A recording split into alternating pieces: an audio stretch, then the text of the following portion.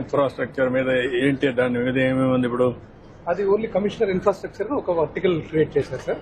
దాంట్లో ఇంజనీర్స్ పెట్టి can you create a infrastructure corporation create చేసి ఈ 1000 కోట్లు 2000 కోట్లు 4-5 కోట్లు బారో చేసి మొత్తం కంప్లీట్ చేసేస్తాం. గవర్నమెంట్ ఆఫ్ ఇండియా ఇచ్చే డబ్బులు ఈ డబ్బులు కూడా తీసేసుకుని మొత్తం కంప్లీట్ చేస్తాం. 3 years టార్గెట్ తీసుకున్నాం సార్. సార్ ఇప్పుడు స్కూల్స్ అన్ని we created star ranking sir based on infrastructure and ఇంకో పక్కన లెర్నింగ్ అవుట్కమ్స్ 2 చేసి సార్.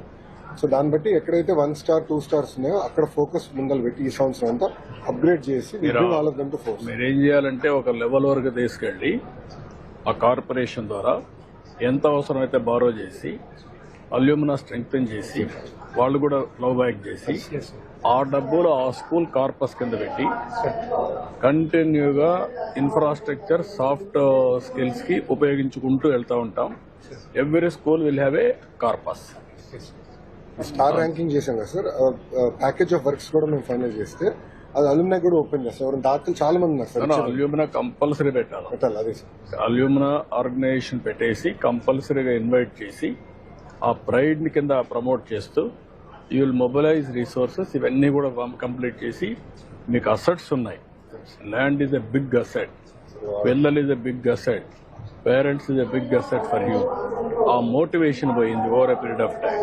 వీళ్ళందరినీ మనం ఒక స్ట్రక్చర్ కింద తీసుకొస్తే ఇప్పుడు 2,000 కోట్లు అవుతుంది. Start the work, create a corporation. Government ఇస్తాం, లేకుంటే బారో చేద్దాం, పెట్టేద్దాం. Then it will have a అవన్నీ తీసుకొస్తాం. అవి 2 తీసుకొచ్చి దానికి వైబిలిటీ గ్యాప్ దీంట్లో కూడా ఇస్తాం. మీరు 4-5 ఏళ్ళు మొత్తం world class infrastructure and teachers వెళ్ళి పిల్లల్ని కూడా పర్ఫెక్ట్ గా తీసుకొస్తాం. లెర్నింగ్ అవుట్కమ్స్ దాని మీద మీరు కన్సల్ట్ చెప్తాను. ఒక మీటింగ్ తీసుకోండి, నేను ఏమి వాళ్ళు ఇచ్చేస్తాం. మీరు దాన్ని లాజికల్ గా తీసుకెళ్ళి దీనిపైన యా